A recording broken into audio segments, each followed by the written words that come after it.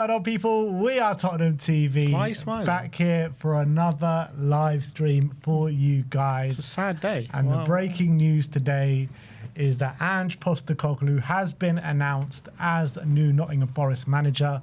Nuno been sacked last night, and today it has been signed, sealed and delivered. So we had to come live. We had to give a bit of a welfare check to Sim and see if he's doing all right. You know, you could see not much of a smile on his face today. How are you, Sim? I don't know why you're so happy.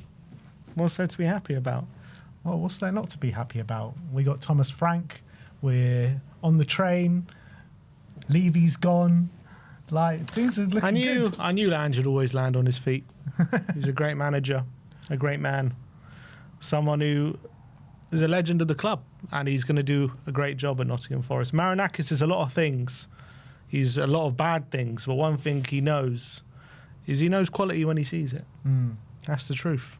Yeah. He knows how good of a player Gibbs White was, so he grabs him with both hands. He got Anderson through the door when he was a bit-part player at Newcastle. He knows quality. He knows quality when he sees it. Definitely, you know, especially as he, you know, his last two manager appointments are probably Spurs' two last worst League 4 managers since Pochettino. But Nuno didn't do badly, did he? Well, Forest, yeah, he done very well. I don't know why they sacked him, to be honest. But look, I think this is crazy from Marinakis, to be honest. And I really hope. Look, Ange is a Spurs legend. Don't get me wrong, but I think this is a completely wrong fit. I really do. I really hope Ange smashes it out in his first game, Arsenal away. I hope Ange goes there and does the business. But I'm sorry, I don't want him. I don't want to see him do well at Forest. I really don't. Anything that gives Marinakis a smile on his face, I just don't want to see. Like, I hate that man, Marinakis. I wish he wasn't. I want Ange Postecoglou to fail. I really do. And that's not because of my feelings towards Ange. That's mainly just my feelings towards Marinakis. And I'm looking at the squad that Forest have. Well, I mean, we've had a conversation already, argued on the way up into the studio about the squad he has. But I just think it's all, like, it doesn't suit what Ange wants to do at all. I think there's some players that do, some players that don't. I think there's a lot of the squad that can. I actually look at that squad. I think Zinchenko could be perfect for that role at left back. Murillo, I think, could work in that centre back. I think Ole Einar could. I think Douglas Luiz, a midfield three of Luiz, Anderson, and Gibbs White could be perfect for what Ange wants. Hudson-Odoi out on the left. Maybe even a Callum Wendo up front, you know, and Ndoi on the right. So yeah, there's probably, you're thinking, looking at the centre back and the goalkeeper, Milenkovic, Sells, those probably aren't the right fits. But I think for a lot of the squad, it could be the right fit. And I think I'm looking at this squad, I'm thinking maybe there's something there. Maybe it can work. Maybe it's just so crazy it might work. I think there might be an initial kind of burst from the squad, new way of playing, a bit of excitement, new manager bounce.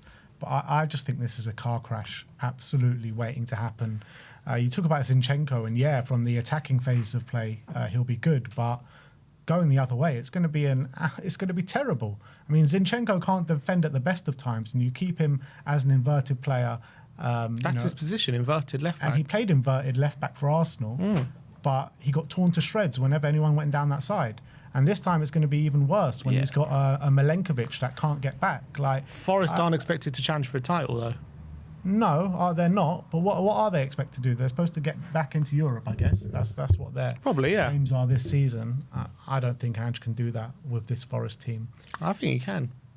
And I think you got the Europa League there as well. I wouldn't be surprised they make another charge for a trophy. No, they're not going to win the Europa League. Only because it's not his second season. Well, that, and also because they're just not good enough. Second season glitch. They're not good enough. They're like, with the squad that they have, they need to play a defensive structure, kind of the way Nuno was playing it. I think was the perfect way to play it with the squad that they have. I think it was a good. I think it was a good way of playing it, but I don't think. I think doing a crazy 180 3 games into the season and not giving Ange a pre-season if you're going to make this change is nuts, in my opinion. I agree with that, but I think but when I look at the squad and I think of the profiles they have, and I think how they'd fit playing for Ange. I think just looking at that without, the lack of pre-season, the lack of getting up to speed with how Ange wants to play, how that might take a while. And, he hit the ground running at Spurs because he came in early, and he had a lot of time with the players. And we had that pre-season. You could already see the stuff happening in pre-season. And then, obviously, we hit the ground running when he first came in. So it's going to be very difficult to do that at Forest. But I'm looking at the players. I'm like, I think they've got good enough players to play attacking football. I do. I don't see why not. Attacking football, yes, but a super high line, like no chance. Like Milenkovic is going to get caught out every time. One ball over the top, they're going to be split open.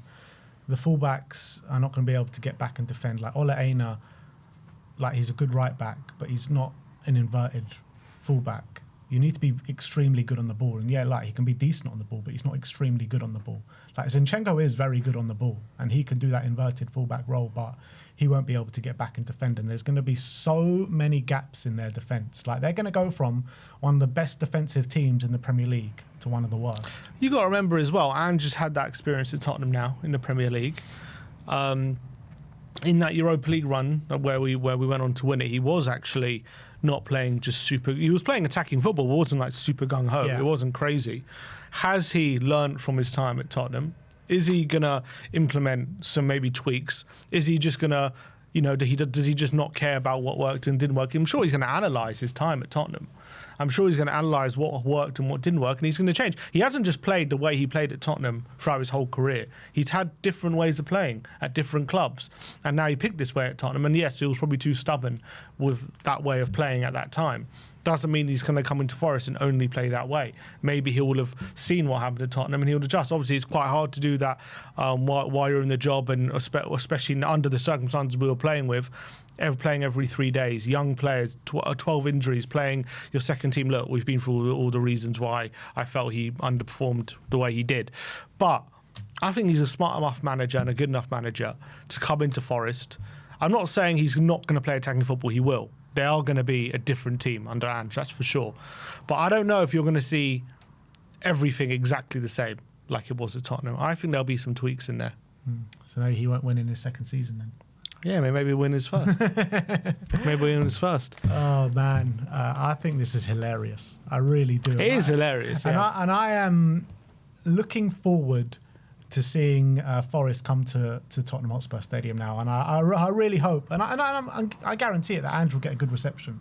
And he should get a good reception. He's a Tottenham legend. He's delivered us our first trophy since 2008. And I look forward to welcoming him back.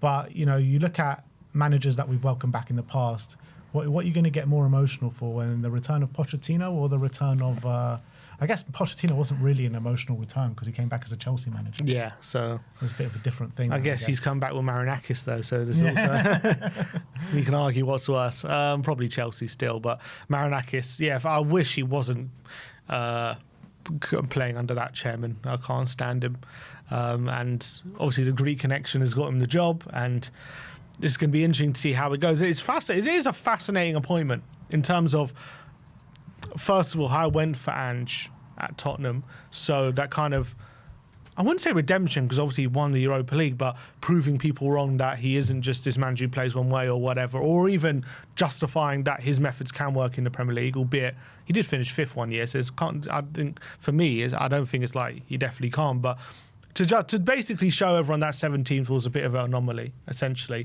in his managerial stuff. You've got Nuno leaving and being replaced by a manager who's completely different philosophy and complete 180. So how that adjusts as well, how that changes. You've got the whole Marinakis thing, where he's obviously a guy who is not shy in changing approach if he doesn't feel it's working. So if Ange does go through a really rough period, will be out in a flash, or is he going to get time to implement his system? Marinakis seems like a very unpredictable guy, so you can't really know what his next move's going to be. It's fascinating from a lot of different storylines and narratives, this appointment, and just having Ange back in the Premier League, I'm sure it's going to be box office. Yeah, it's going to be great, and I'm looking forward to his press conferences and his interviews. And how long until until they ask him about winning something in his second season. And they'll be like, look, we know you don't win anything in your first season, Ange, but is it all about the second season? 100. That's going to be his first question. 100%. It's also going to be fascinating. Does he have the same injury problems at Forest that he did at Tottenham? It's going to be very interesting. What's the narrative if Ange finishes above Frank this season? Are we saying it was a mistake to sack him? There's a lot of interesting things. I can't see a world where he finishes above Frank this season. I just can't see it. Can you? I would say Frank's favourite. I think they got a good squad. I said it before. I actually think they recruited really well, Forest, surprisingly. Once they kept... At the beginning of the summer, when we were talking to Wolfie and they were losing Gibbs White, they lost to Langer, I was worried for them. Who's got a better squad? We've got the better squad, for sure. Who's got the better manager? Time will tell. No, just give the answer. Like, I don't know. You don't know? No, I don't know. Really, I think Frank's a better manager. I do. I think he's in a different class of managerial. Different class? Yeah, I think he's a different class of manager to Ange Postecoglou. That's big words. Yeah, I think it's true, though. I think it's true. And I think that... the thing is with Ange, right, if he does drop a bit deeper and hit teams on the counter-attack like he showed in the latter stage of the Europa League, then I think he can make a success of himself at Forest. But I don't think he's going to do that. I think maybe in the cup games he might do it against better opposition, but in the league game, in his bread and butter, I think he's going to go attacking, and I think he's going to go gung-ho. Anyway, what I was saying about the squad is, what I was worried about Forest when the whole Gibbs White thing was happening, but they kept him, and I think they've actually recruited really well. I actually think they've got some really good signings. They've really reinforced the squad. Obviously, they do have Europe this season, so that's going to put a bit more burden on their squad, and they did fall short last season. But I look at their squad, I think in hindsight, were they recruiting for Ange? Because Zinchenko coming in, someone like Douglas Luiz coming in. Zinchenko not even in their European squad. Like, I do wonder whether Marinakis was recruiting with Ange in mind, potentially. I wouldn't be surprised. But yeah, look, I think career to date, I think Ange has done more in the game. So I think Frank has to prove that he's better. I think there's arguments for it. Obviously, I'm not going to sit here and say... I'm not saying to say Frank's a bad manager. I don't think Frank would ever finish 17th with us. But if let's say you swapped careers and you put Frank in the roles that Ange was in, would Frank necessarily have won all those trophies? I don't know. It's hard to say. Yeah, and if you swap roles and put Ange in Brentford, would he be able to keep them up as long as they have and been as strong as they have? Also hard to know. So yeah, it's impossible to know either way. But I think when I just look at them, when I look at Frank and what he's been able to do in terms of building teams to beat specific games and his tactical flexibility, I just think I like that more in a manager. I think Ange was way too stubborn at times, and I think it's going to work against him. And it worked against him at Tottenham, and it will probably work against him here at Forest as well. I like it. I like tactical flexibility, and I like what Frank is showing. Don't get me wrong, but I also like having a philosophy and playing attacking football the way when it was at his best. Anyway, we did under Ange, and I think that can also be just as effective, and I think that can work. And I think for a lot of reasons it didn't. Doesn't mean it can't though. For me, and I for me, the way Frank plays, it's not like you can just in game say, okay, we're gonna play a really fluid possession-based system for this second half, and that's how we're going to adapt. No, you have to work on that. You have to work on that like constantly. That has to be something that's ingrained in you. That's what Andrew's obviously trying to do. Now Frank's going in a different way, so the football isn't going to be as pretty. Now it could be more effective, but obviously time will tell on that. We'll have to wait and see. We'll hopefully, I'm confident we can get better results. And obviously we did for sure last season, but in general, I think Frank can be a success here. This isn't about I think Ange is better, so that means I think Frank's going to flop. I think Frank's going to do a good job at Tottenham. I really like what I'm seeing so far, and I liked him at Brentford as well. But I also like Ange. I like the football he plays, and I think I said it before. I think if he would have stayed, I think he could have done a lot better than he did last season in the league. And I think if he could have fixed a few things, it could have been better. Now he wasn't given that opportunity, and we'll see how he does at Forest. It's going to be very, very interesting. Yes, Forest your second team now, or are they the first team now? First team. I'm seeing a lot of people saying they want me go to Forest on loan. Yeah, Forest on loan. He's only got a contract. I tell you what, they can have me on loan until Saturday. Well, when they playing Arsenal on the weekend. So for that game, they can have me on loan. But he's been given a contract till 2027, so that's a 2-year contract. Yeah, short term. Yeah, so Marinakis clearly bought into I always win something in my second season and then sack him at the end of it. Well, this time he doesn't need to sack him because his contract will run out. But look, it's going to be very fascinating to see, because what if he debunks a lot of the narratives this season? Because a lot of things have been thrown his way last season, which we'll never know what would have happened if he would have stayed, whether those things would have changed or those things would have stayed the same. Would we always have those injuries? Was it his fault, or was it just what happened during the season? The changes he made in that Europa League run tactically, was that something he was going to implement, or is that just something that would go back if once the season starts and we're going to be having the same results like we were in the Premier League? Obviously, we'll never know. And well, we'll see now if he's learned from it or not. Yeah, that's what I'm saying. It's going to be fascinating. It's going to be absolutely fascinating. I think he's got a good squad there. I really do. Yes, it's not perfect for him. I don't think it's completely but I think Milenkovic is a worry for sure.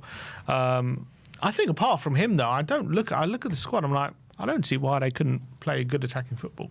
I think a lot of those players so easy to be got at down the flanks. Maybe so easy to be got at down the flanks. But they can score more goals. Yeah, they can score more goals, but they'll concede a hell of a lot more. A hell of a lot more.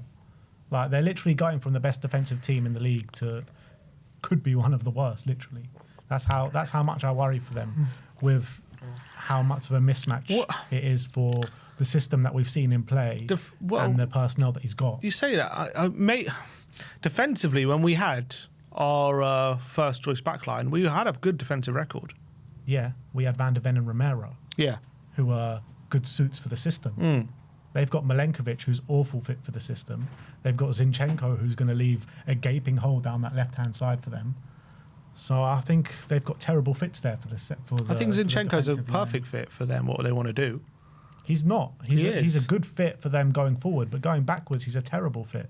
I think he's a good fit. You need someone that can juggle both. You can't just have one aspect of the game and just completely not think about the other aspect. Zinchenko is a terrible defender. I think when you're judging him for a title race, he is. I think if you're going for Europa League, I don't think he's that bad. I think he's going to leave a gaping hole out there, and I think teams will target it. Look, I don't think he's the best defender. I don't think he's a great defender. I don't think he's what you're saying he is, like he's just this awful player. I don't agree with that. I think he's okay, and I think he's a pretty decent inverted left back, which is his role, and Ange will get him playing that role. We've got to remember in his first season at Arsenal, he was great. And I know it was a while ago, and obviously they've improved, right? They've improved their standards, and have gone on to now, when his first season at Arsenal, they were just, I think, playing top four. He turned into a liability every time he was playing. Yeah, because when you're challenging for the title, the margins are very thin. But when they were going for Europa League or whatever, Champions League, he was good. He was really good fit for them, and he wasn't seen. In fact, he was seen as an unbelievable signing at the time when he first came. Yes, he started getting targeted because when you're going for a title and you're playing at that high level, you've got to look for a chink in their armour, and he was definitely the one in their backline. When you got Saliba, Gabriel, and whatever, he was the one where you're looking at, okay, we can get that side. But I'm just saying, when I don't think he's this terrible player that is just like a massive liability. Like I think he's a decent player. No. I don't think he's a great player, but I think he's decent. I just think, do you not think he's just going to leave a gaping hole down that side? Look, at times he will, but not. I don't think it's going to be constant. I don't know, maybe. We'll see how Ange plays, but I think he knows how to play that role. He's done it before, inverted left back. That's been his role. So I don't think it's like a case of Ange trying to fit a square peg into a round hole. Yeah. Like, that is his position, inverted left back. Yeah, I guess it's the system that needs tweaking, not the player then, because I just don't think like playing two inverted fullbacks is going to work. He might not. He didn't really do that when in the Europa League run. Yeah. He was kind of just one. But like 95% of the other times he did. Okay, but that was near the end. So that was like the latest we've seen from him. Yeah, and he's mentioned it before, Ange, the need to change up in cup competitions. But his bread and butter is the Premier League, and he did change it up on the odd occasion, but it was very rare. Okay, but he saw the position we finished, so I think he'll know that then some things need changing probably. And he has done that before in his career, as I said. This formation is not just something he's had throughout his whole career. He's some places he's played different formations. What do you think he does for Forest this season? Where do you think they finish? I think them finishing, him coming in at this stage. I think him not having a pre-season is pretty significant, because I think him having the time with the players was pretty important going into the season. So I don't know if he's going to hit the ground running like he did with Tottenham. I see him struggling for a bit. But I think I reckon 9th, 8th. No, maybe not too dissimilar to what I predicted them anyway. I think I predicted them 9th. I think that they'll probably just fall short of Europe. I'd probably say 8th or 9th. But I also think they got a very good chance in Europa League of going far and going all the way there. So I wouldn't be surprised if they get to like at least the semi-finals of the Europa, and then maybe 8th or 9th in the league. Yeah, I mean, for me, I think they finish bottom half. I think somewhere between like 10th and 13th, around that kind of ballpark figure. I just think it's nuts from Marinakis to do what he's done. Like, just completely, like, it's fine to do it like pre-season and stuff when a manager has time to implement his ideas, but to do it now, like a few games, just at the end of the international break, like, what are you doing? That is like, what are you doing? I don't like, literally, they've trained all pre-season, all of last season, a certain brand of football that was showing them a bit of success. Their best period in the Premier League since we can remember. And now they've got Ange Postecoglou, flipped at 180, and I just don't understand it. I don't understand what Marinakis has done here, and I'm here for the ride, man. I'm going to be sitting back and enjoying this one. Marinakis just seems like he can make these kind of decisions just on a whim. He seems like when he makes a decision, he makes it with conviction. He's like, all right, we're changing to Ange, and we're going 180, and we're going expansive football. Not only are we going expansive, we're going the most expansive guy on the market. That's Ange Postecoglou, and it's going to be fascinating how they adjust to it and what the players think of it, because they've been very used to playing a certain way, and I don't know if the players like Nuno or not, but they've been very used to it. It's going to be interesting how the Forest fans think of it, because are they going to be, peddling a lot of the narratives Tottenham fans were when things started to go wrong? It's going to be, look, I think the whole thing is fascinating. The whole thing is fascinating. Is it fascinating? Fascinating. I think